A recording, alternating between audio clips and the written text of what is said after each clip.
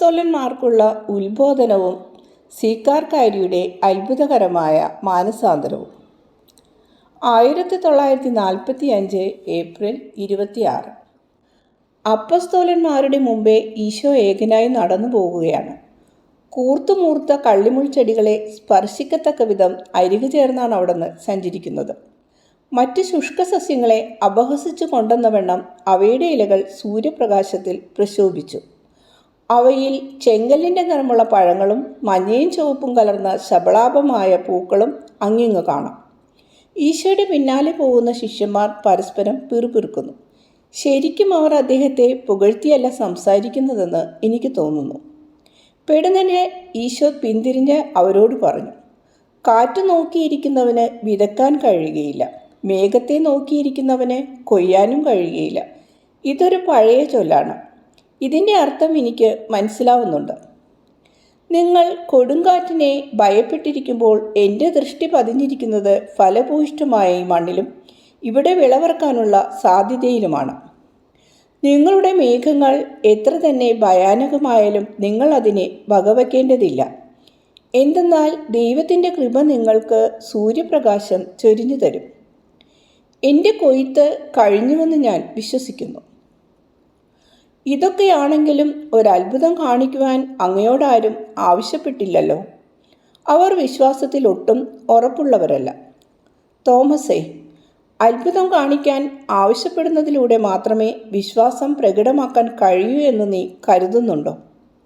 എങ്കിൽ നിനക്ക് തെറ്റിപ്പോയി. സംഗതി നേരെ മറിച്ചാണ്. വിശ്വസിക്കുന്നതിന് ഒരത്ഭുതം ആവശ്യമുള്ളവൻ ബാഹ്യമായ തെളിവില്ലാത്ത വിശ്വസിക്കാൻ കഴിവില്ലാത്തവനാണ്. എന്നാൽ മറ്റൊരാളുടെ വചനം അംഗീകരിച്ചുകൊണ്ട് ഞാൻ വിശ്വസിക്കുന്നു എന്ന് പറയുന്നവനാണ് ഏറ്റവും വലിയ വിശ്വാസം പ്രകടമാക്കുന്നത്. അങ്ങനെയെങ്കിൽ ശമരിയാക്കാർ ഞങ്ങളെക്കാൾ മെച്ചമാണല്ലോ. ഞാൻ അങ്ങനെ പറയുന്നില്ല. എന്നാൽ ആത്മീയമായി പിന്നോക്കം നിൽക്കുന്ന അവർ പാലസ്തീനായിലുള്ള വിശ്വാസികളെക്കാളധികം ദൈവത്തെ മനസ്സിലാക്കാൻ തങ്ങൾക്ക് കഴിവുണ്ടെന്ന് കാണിച്ചു തന്നിരിക്കുന്നു. ഈ സംഭവം നിങ്ങൾ ആയുഷ്കാലം മുഴുവൻ ഓർമ്മയിൽ വയ്ക്കണമെന്ന് ഞാൻ ആവശ്യപ്പെടുന്നു.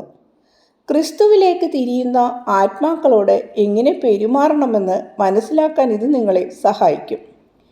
എങ്കിലും കർത്താവേ, ഞാനിത് പറയുന്നത് ക്ഷമിച്ചാലും അങ്ങയെ വിമർശിക്കുവാൻ ശത്രുക്കൾക്ക് ഒരു പുതിയ വിഷയം കൂടി ഉണ്ടാക്കുവാൻ മാത്രമേ ഈ സംഭവത്തിന് കഴിഞ്ഞിട്ടുള്ളൂ. യൂതന്മാരുടെ ഉന്നത അധികാര സമിതിയിലെ അംഗങ്ങൾ ഇതറിഞ്ഞാൽ ജെയിംസ് സംശയം പ്രകടിപ്പിച്ചു. ഞാൻ അവരെ സ്നേഹിച്ചു എന്ന് പറയുന്നതാവും ശരി.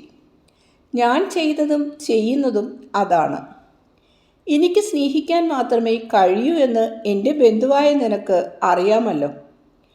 എന്നെയും എൻ്റെ അനുയായികളെയും എൻ്റെ നാട്ടുകാരെയും വെറുക്കുന്നവരെ കൂടി ഞാൻ സ്നേഹിക്കുന്നതായി നിങ്ങൾക്ക് കാണിച്ചു തന്നിട്ടുണ്ട്. എന്നെ സംബന്ധിച്ച് അറിവില്ലെങ്കിൽ പോലും എന്നെ ആദരിച്ചവരെ ഞാൻ സ്നേഹിക്കണ്ടേ? ഉന്നത അധികാര സമിതിയിലെ അംഗങ്ങൾ അവർക്ക് തോന്നുന്നത് പോലെ ചെയ്യട്ടെ. എന്നാൽ ഇത്തരം ഭവിഷ്യത്തുകൾ ഭയന്ന് സാർവത്രികവും സർവസ്പർശിയുമായ എൻ്റെ സ്നേഹപ്രവാഹത്തെ തടഞ്ഞു നിർത്തുവാൻ കഴിയുകയില്ല. അഥവാ ഞാൻ അങ്ങനെ ചെയ്താൽ പോലും എനിക്കെതിരെ കുറ്റം കണ്ടുപിടിക്കുന്നത് ഉന്നത അധികാര സമിതി അവസാനിപ്പിക്കുകയില്ല. എങ്കിലും ഗുരോ, ഇസ്രയേലിലെ ഒട്ടേറെ പ്രദേശങ്ങൾ അങ്ങയെ കാത്തിരിക്കുമ്പോൾ അങ്ങ് ഈ വിഗ്രഹ ആരാധകരുടെ ദേശത്ത് ഇത്രയും സമയം ചെലവഴിച്ചത് ഒരു പാഴ്വേലയായിപ്പോയി. ഓരോ മണിക്കൂറും ദൈവത്തിന് സമർപ്പിക്കണമെന്ന് അങ്ങ് പറയാറുണ്ടല്ലോ. അവിടെ ചെലവഴിച്ച മണിക്കൂറുകൾ നഷ്ടമായി പോയില്ലേ? ഫിലിപ്പോസ് ചോദിച്ചു. നഷ്ടപ്പെട്ട ആടിനെ വീണ്ടെടുക്കാൻ ചെലവഴിക്കുന്ന ദിവസം നമുക്ക് നഷ്ടപ്പെടുന്നില്ലല്ലോ. നിയമം അനുസരിക്കുന്നതിലൂടെ ഏതൊരാളും അർച്ചനയിൽ വർദ്ധിപ്പിക്കുന്നു. എന്നാൽ കാരുണ്യം കാണിക്കുവാൻ ഒരു ബലിയർച്ചന തന്നെയാണ് നടത്തുന്നതെന്ന് പറയപ്പെടുന്നു. മറ്റൊരു ചൊല്ലുകൂടി ശ്രദ്ധിക്കുക. ദൈവം നിനക്ക് ഉദാരമായി തന്നിട്ടുള്ളതിനാൽ നിന്റെ കഴിവിൻ്റെ പരമാവധി നീയും കൊടുക്കുക. ഞാൻ അതാണ് ചെയ്തത്. ഇത്തരം ഒരു ബലിക്ക് വേണ്ടി ചെലവഴിച്ച സമയം പാഴിലാവുകയില്ല. ദൈവത്തിൽ നിന്നും എനിക്ക് ലഭിച്ച കാരുണ്യം ഞാൻ മറ്റുള്ളവർക്ക് നൽകുന്നു. അങ്ങനെ എൻ്റെ പ്രവൃത്തികളെ ഞാൻ ദൈവത്തിന് സമർപ്പിക്കുന്നു. അതിനാൽ നിങ്ങൾ ശാന്തരായിരിക്കുവിൻ. അതെന്തായാലും ഒരു അത്ഭുതം കൊണ്ടേ സിക്കാറിലെ ജനങ്ങൾ എന്നെ വിശ്വസിക്കുള്ളൂ എങ്കിൽ അതിന് മാർഗവുമുണ്ട്. എന്തോ കാര്യത്തിനായി ആ നാട്ടുകാരനെ ഒരാൾ നമ്മെ പിന്തുടരുന്നുണ്ടല്ലോ. നമുക്കിവിടെ നിൽക്കാം. അയാൾ അവരുടെ അടുത്തേക്ക് നടന്നെടുത്തു. ഒരു വലിയ കെട്ട് തോളിലേറ്റി കൂനിയാണ് അയാളുടെ വരവ്. ഈശോയും സംഘവും നിൽക്കുന്നത് കണ്ടപ്പോൾ അയാളും നിന്നു.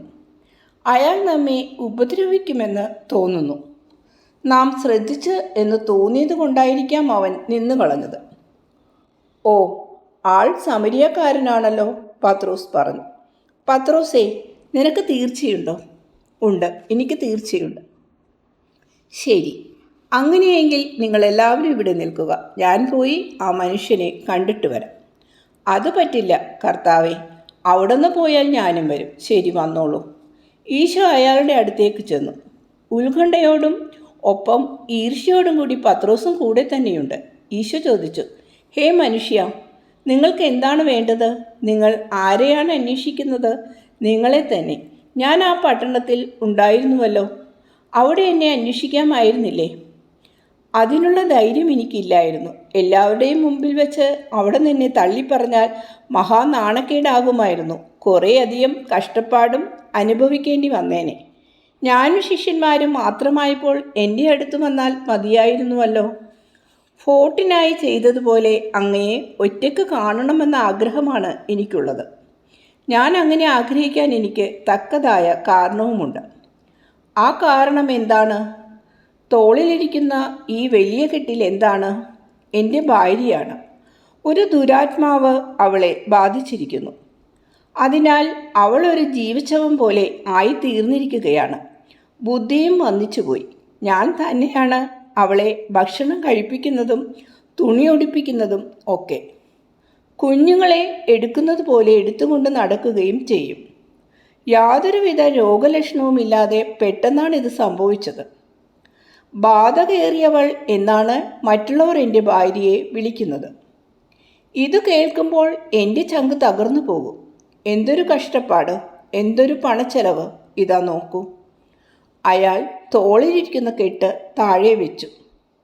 ചാക്ക് പോലെയുള്ള ഒരു കുപ്പായം കൊണ്ട് മൂടിയ ഒരു നിശ്ചല ശരീരമാണ് അതിലുള്ളത്.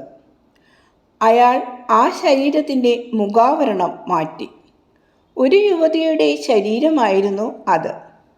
ശ്വാസോച്ഛ്വാസം ചെയ്യുന്നതിനാൽ അവൾ മരിച്ചിട്ടില്ലെന്ന് മനസ്സിലാക്കാം. അവൾ കണ്ണടച്ചിരിക്കുന്നു. വായ് പകുതി തുറന്നിരിക്കുകയാണ്. മുഖം കണ്ടാൽ മരിച്ചിരിക്കുകയാണെന്നേ തോന്നൂ. ഈശോ കുനിഞ്ഞ് അവളെയും അയാളെയും നോക്കി.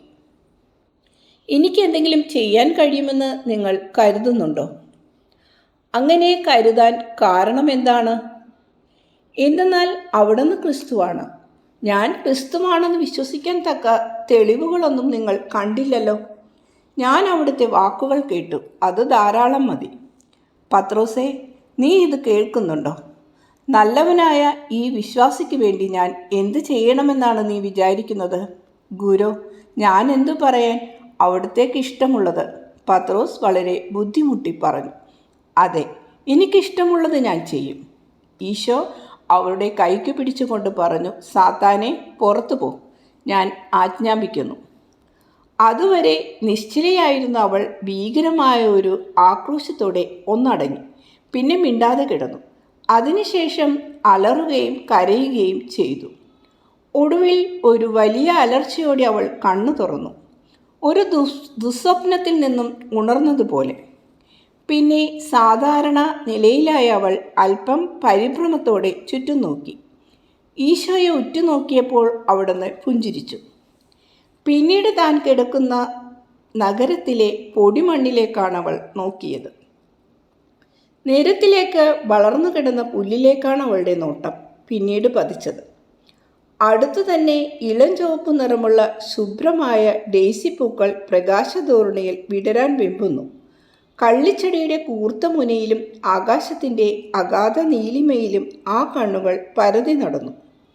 ചുറ്റുപാടും നോക്കുന്നതിനിടയിൽ അവൾ തൻ്റെ ഭർത്താവിനെ കണ്ടു.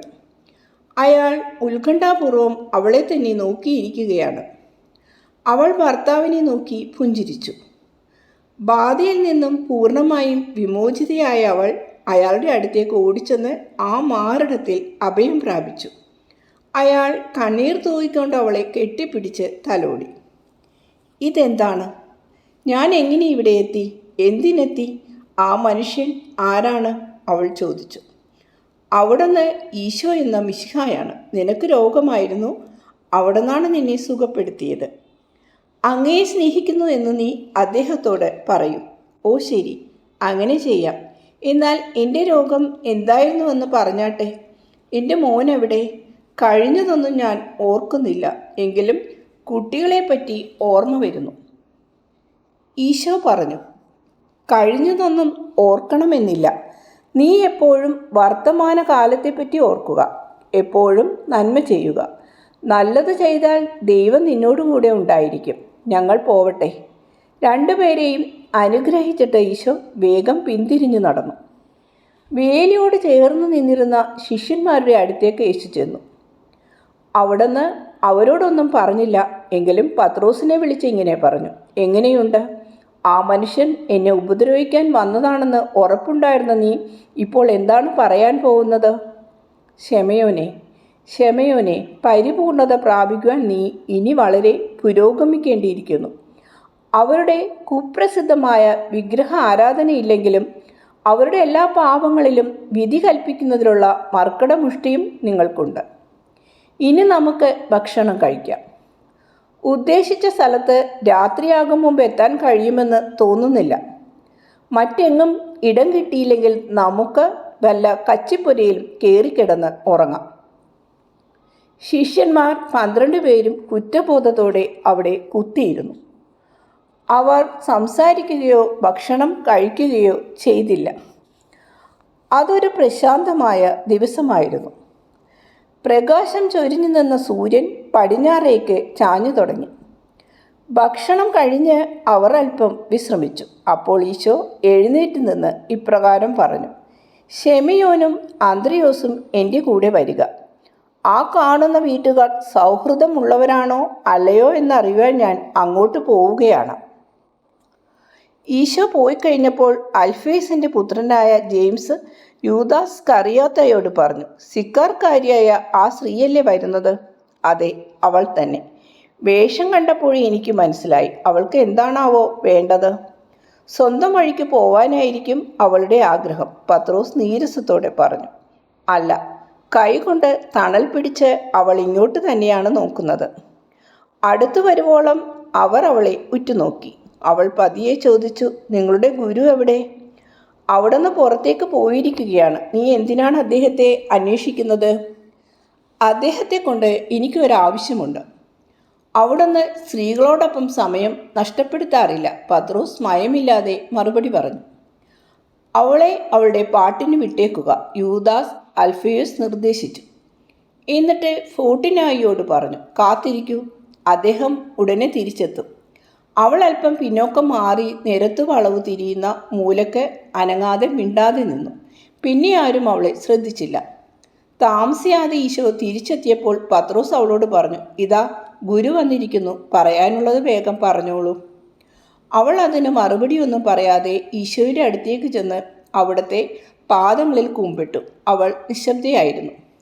ഫോർട്ടിനായി, നിനക്ക് ഞാൻ എന്താണ് ചെയ്തു തരേണ്ടത്? പ്രഭു, എനിക്ക് അങ്ങയുടെ സഹായം വേണം.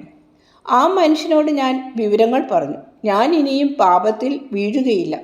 എന്നാൽ നന്മയെന്നത് എന്താണെന്ന് എനിക്ക് അറിഞ്ഞുകൂടാ. ഞാൻ എന്തു ചെയ്യണം? എനിക്ക് പറഞ്ഞു തരൂ. ഞാൻ വെറും കളിമണ്ണാണ്.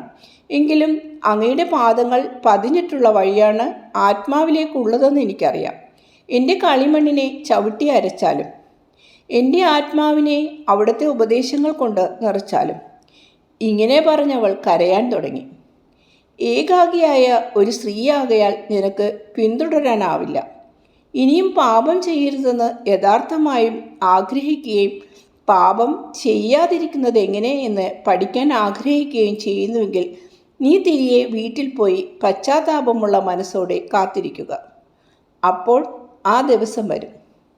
അന്ന് ഇതുപോലെ രക്ഷിക്കപ്പെട്ട അനേകം സ്ത്രീകളിൽ ഒരാളായി നീ മാറും.